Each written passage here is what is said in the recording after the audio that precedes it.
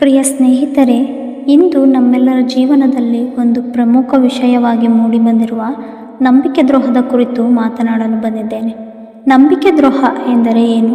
ಅದು ಏಕೆ ನಮ್ಮ ಸಮಾಜ, ಕುಟುಂಬ, ಸ್ನೇಹಿತರು ಹಾಗೂ ವ್ಯಕ್ತಿಗತ ಬದುಕಿನಲ್ಲಿ ಭಾರಿ ಪ್ರಭಾವ ಬೀರುತ್ತದೆ? ಈ ಪ್ರಶ್ನೆಗಳಿಗೆ ನಾವು ಉತ್ತರ ಹುಡುಕಬೇಕು. ಪ್ರತಿಯೊಬ್ಬ ವ್ಯಕ್ತಿಯ ಜೀವನದಲ್ಲಿ ನಂಬಿಕೆ ಒಂದು ಅತಿ ಮುಖ್ಯ ಅಂಶ. ನಂಬಿಕೆ ಎಂಬುದು ವ್ಯಕ್ತಿಗಳ ನಡುವಿನ ಸಂಬಂಧವನ್ನು ಬಲಿಷ್ಠಗೊಳಿಸುವ ಮೂಲ ಸ್ತಂಭ. ನಾವು ಯಾರಾದರೂ ಒಬ್ಬರನ್ನು ವಿಶ್ವಾಸದೊಂದಿಗೆ ಬಿಟ್ಟುಕೊಡುವಾಗ ನಾವು ನಮ್ಮ ಹೃದಯದ ಒಂದು ಭಾಗವನ್ನು ಅವರೊಂದಿಗೆ ಹಂಚಿಕೊಂಡಂತೆ ಆಗುತ್ತದೆ. ಈ ನಂಬಿಕೆ ಒಮ್ಮೆ ಭಂಗವಾದಾಗ ಅದು ನಮ್ಮ ಹೃದಯಕ್ಕೆ ತೀವ್ರ ಪೀಡೆಯನ್ನುಂಟು ಮಾಡುತ್ತದೆ. ನಂಬಿಕೆ ದ್ರೋಹದ ಪರಿಣಾಮಗಳು ಬಹಳವೇ ಗಂಭೀರವಾಗಿರುತ್ತವೆ. ನಮ್ಮ ಹೃದಯದಲ್ಲಿ ಹುಟ್ಟುವ ನೋವು, ಬೇಸರ ಮತ್ತು ಅಸಹನೆ ನಮ್ಮ ಜೀವನದ ಪ್ರತಿಯೊಂದು ಅಂಶವನ್ನು ಪ್ರಭಾವಿಸುತ್ತದೆ. ಅಷ್ಟೇ ಅಲ್ಲ, ಅನೇಕ ಬಾರಿ ನಂಬಿಕೆ ದ್ರೋಹದ ಅನುಭವದ ನಂತರ ಇತರರ ಮೇಲೆ ನಂಬಿಕೆ ಇಡಲು ನಾವು ಕಷ್ಟಪಡುವ ಸ್ಥಿತಿಗೆ ತಲುಪುತ್ತೇವೆ. ಇದು ನಮ್ಮ ಮಾನಸಿಕ ಶಾಂತಿಯನ್ನು ಹಾಳು ಮಾಡುತ್ತದೆ. ಆದರೆ ಇಂತಹ ಸಂದರ್ಭಗಳಲ್ಲಿ ನಮ್ಮ ಜೀವನವನ್ನು ಹೇಗೆ ರೂಪಿಸಿಕೊಳ್ಳಬೇಕೆಂಬುದು ಅತ್ಯಂತ ಮುಖ್ಯ. ನಂಬಿಕೆ ದ್ರೋಹವನ್ನು ಅನುಭವಿಸಿದಾಗ ನಾವು ಯಾರನ್ನು ಹೇಗೆ ನೋಡಬೇಕು, ನಮ್ಮ ಅನುಭವವನ್ನು ಹೇಗೆ ಬಳಸಿಕೊಳ್ಳಬೇಕು ಎಂಬುದು ಪ್ರತಿ ವ್ಯಕ್ತಿಯ ಜೀವನದ ಮಹತ್ವವನ್ನು ಹೊಂದಿದೆ.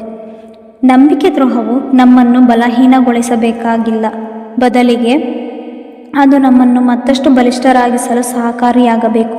ಪ್ರತಿ ಬಿಟ್ಟು ಹೋದ ನಂಬಿಕೆಯು ನಮ್ಮ ಜೀವನದಲ್ಲಿ ಒಂದೇ ಒಂದು ಪಾಠ ನೀಡುತ್ತದೆ: ಯಾರಿಗೆ ನಂಬಿಕೆ ಇಡಬೇಕು, ಹೇಗೆ ಇಡಬೇಕು ಎಂಬುದನ್ನು. ಇಂತಹ ಸಂದರ್ಭಗಳು ನಮ್ಮನ್ನು ಮತ್ತಷ್ಟು ಪ್ರಬಲ ವ್ಯಕ್ತಿಯನ್ನಾಗಿ ರೂಪಿಸುತ್ತವೆ. ನಾವು ಸುತ್ತಮುತ್ತಲಿನ ಜನರನ್ನು ನಮ್ಮ ಜೀವನದ ಪ್ರತಿಯೊಂದು ಅನುಭವವನ್ನು ತೀಕ್ಷ್ಣವಾಗಿ ಅರ್ಥ ಮಾಡಿಕೊಳ್ಳಲು ಪ್ರೇರೇಪಿಸುತ್ತವೆ. ನಮ್ಮ ಬದುಕಿನಲ್ಲಿ ನಂಬಿಕೆ ದ್ರೋಹದ ಸಮಯದಲ್ಲಿ ನಾವು ಒಂದೆಡೆ ಕುಳಿತುಕೊಳ್ಳುವ ಬದಲು ಆ ನೋವಿನಿಂದ ಪಾಠ ಕಲಿಯಬೇಕು. ಅದನ್ನು ನಮ್ಮ ಜೀವನದ ಉತ್ತಮ ಬದಲಾವಣೆಗೆ ಉಪಯೋಗಿಸಬೇಕು. ನಾವು ಹೀಗೆ ಮಾಡುವ ಮೂಲಕ ನಮ್ಮ ಜೀವನದಲ್ಲಿ ಹೊಸದೊಂದು ಶಕ್ತಿ, ಹೊಸದೊಂದು ದೃಷ್ಟಿಕೋನವನ್ನು ತಂದುಕೊಳ್ಳಬಹುದು. ಪ್ರಿಯ ಸ್ನೇಹಿತರೆ, ನೆನಪಿಟ್ಟುಕೊಳ್ಳಿ, ಬದುಕಿನಲ್ಲಿ ನಾವು ಅನುಭವಿಸುವ ಪ್ರತಿಯೊಂದು ನೋವು, ಸೋಲು ಹಾಗೂ ನಂಬಿಕೆ ದ್ರೋಹಗಳು ನಮ್ಮನ್ನು ಹಿಂಜರಿಸಲು ಅಲ್ಲ, ಅವು ನಮಗೆ ಬುದ್ಧಿ, ಜಾಗೃತಿಯನ್ನು ತರಲು ಸಹಾಯ ಮಾಡುತ್ತವೆ.